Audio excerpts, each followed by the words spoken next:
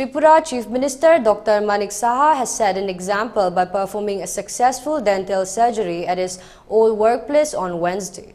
It was 9 a.m. when Tripura Chief Minister Dr.Manik Saha entered his old workplace, Tripura Medical College in Hapania.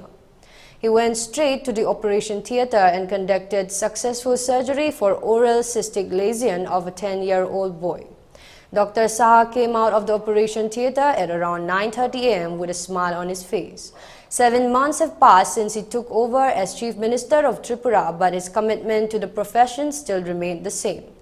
Later, speaking to the media, Dr. Saha said the patient Aksit Ghosh, son of Sukanta Ghosh, is in good condition post-surgery. There was no difficulty, though I conducted the surgery after a long gap, he told the news reporters.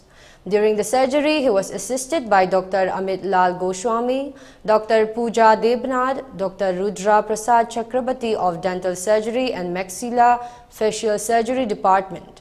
Dr. Smita Pol, Dr. Kanchan Das, Dr. Sramishta Banik Send and Dr. Baishali Saha were also part of the medical team.